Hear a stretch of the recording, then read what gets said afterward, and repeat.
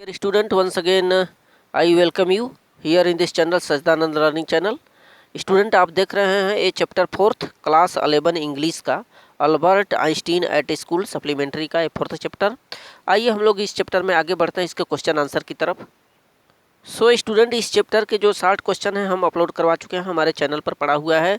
English class 11 का playlist है, वहाँ पर आप जाकर के सर्च करें, देखें। और इसके साथ ही साथ इसका जो लॉन्ग क्वेश्चन है, पहला वाला क्वेश्चन हम करा रखे हैं, ये भी हमारे चैनल पर पड़ा हुआ है। डिस्क्रिप्शन में हम सबका लिंक दे रहे हैं, वहाँ से आप उनको जाकर के चेक करें और अपने एग्जाम की तैयारी करें। स्टूडेंट, जो लोग नए हैं प्लीज़ चैनल को हमारे सब्सक्राइब कर दें for support me also. And we are going to see the question number 2 long question. It is second question. देखें स्टूडेंट, क्या दिया है second question. What factors made Einstein's life in Munich miserable, what did he realise after 6 month. देखिए यहाँ पर क्या बोल रहा है, what factors made Einstein's life in Munich miserable. तो जहाँ पर वो मुनिच जिस स्थान पर रह रहा था उसका नाम था मुनिच। मुनिच में उसका क्वार्टर था, उसी में वह रह करके स्कूल डेली जाता था। तो कौन कौन से वो फैक्टर थे, कारक थे, और जिसके कारण उसका जीवन बड़ी ही दयनीय हो गया था, बड़ी ही असहज महसूस कर रहा था अपने जीवन में। क्या उसके जीवन में दुख आया था, आइए चेक करें। स्टूडेंट, आपको पता हो कि जिस स्कूल में जाता था वहाँ जो हिस्ट्री टीचर थे, हिस्ट्री के जो अध्यापक थे, वो प्रश्न पूछते हैं आइंस्टीन से, और आइंस्टीन बता नहीं पाता। वो कहता है कि मुझे इतिहास के कोई डेट इत्यादि में याद करने में कोई मुझे तथ्य नज़र नहीं आते, मैं नहीं बता सकता। आगे वो बोलता है कि मुझे सिर्फ ऐसे विषयों में इंटरेस्ट है जो कि गणित पर आधारित हो या फिर भौगोलिक चीज़ों पर आधारित हो। कुल मिलाकर के तंग आ चुका था वहाँ स्कूल में, और फिर जहाँ रह रहा था जिस गली मोहल्ले में, वहाँ का भी वातावरण सही नहीं था। ये चेक करते हैं इस क्वेश्चन को।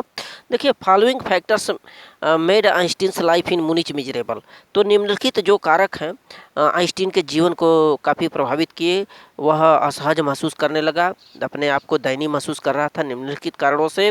देखिए यहाँ पर Albert Einstein was not satisfied with the teaching of history teacher. तो जो अल्बर्ट आइंस्टीन था, जो उसके इतिहास के अध्यापक थे, उनकी टीचिंग से वो संतुष्ट नहीं था, सेटिस्फाइड नहीं था।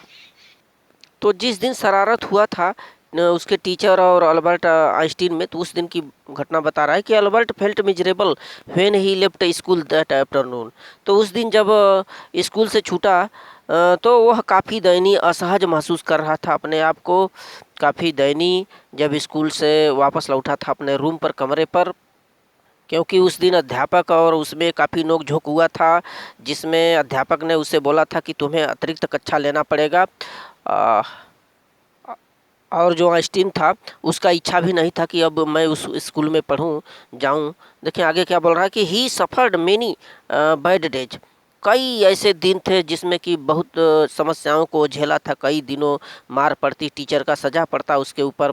The school was hateful place for him. उसके लिए जो स्कूल था वो बड़ी ही हेटफुल बन गया था, तिरस्कारपूर्ण बन गया था, घृणित प्लेस बन गया था। He did not go back to the hateful place the next morning.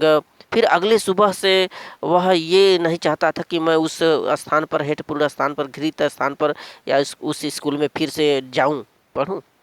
तो अपने आप को वहाँ से वो कट कर लेना चाहता था। He only wished his father would take him away.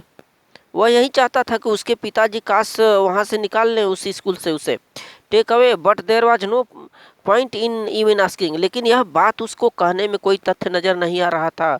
वह अपने पिता से कह भी नहीं सकता था इसी चीज़ को कि वहाँ से हटा लें। उसको मालूम था कि उसके पिता काफ़ी गरीब थे।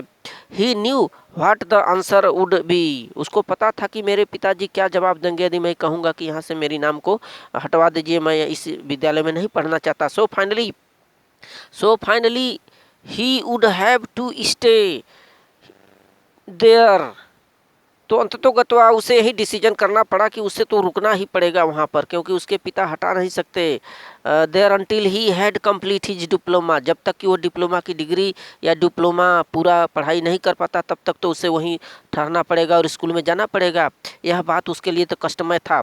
Secondly his father was poor, और दूसरी बात ये थी कि उसके पिताजी गरीब तो थे ही, so he had to live in bad quarters of Munich there. अतः वहाँ पर जहाँ जिस स्थान पर रह रहा था उसका नाम था मुनिच।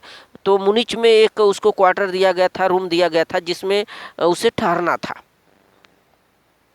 उसके पास और कोई चारा नहीं बचा था। He did not mind the bad food and lack of comfort और even the dirt and squalor. ये यहाँ पर बोल रहा है कि ही डिड नॉट माइंड, उसे किसी प्रकार का कोई अव्यवस्था, अवधानी या चिंता नहीं था, चाहे वहाँ पर खराब भोजन मिले उस स्थान पर मुनिच में क्वार्टर में, अथवा आराम न मिले, लैक ऑफ कंफर्ट, आराम की कमी हो, अथवा वहाँ का इवन द डर्ट एंड स्क्वेलर, भले से वहाँ गंदगी हो और मैलेपन में उसको रहना पड़े, ये सब तमाम चीज़ होते हुए भी उसके पास कोई चारा नहीं था। But he hated the atmosphere of Islam violence. तो ये चीज़ तो थी ही, गंदगी भरा हुआ वहाँ पर रूम था, वातावरण था, और ये फूड भी गंदे थे। फिर भी ये तो परेशानी का सबब था ही, लेकिन सबसे बड़ी जो परेशानी उसकी वहाँ पर ये थी, but he hated the atmosphere of Islam violence. वहाँ पर उस बस्ती में, मलिन बस्ती में हिंसा हो रहा था, हिंसात्मक पूर्ण जो एटमॉस्फियर था,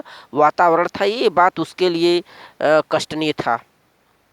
तो उस इस्लाम माने उस मलिन बस्ती में जो हिंसा हो रहा था, ये बात उसके लिए दुखदाई था। तो स्टूडेंट, ये क्वेश्चन है लॉन्ग क्वेश्चन सेकंड, और पहला क्वेश्चन हम करवा ही चुके हैं, जो हमारे डिस्क्रिप्शन में जिसका लिंक पड़ा हुआ है वहाँ पर जाकर के चेक करें। So thank you student.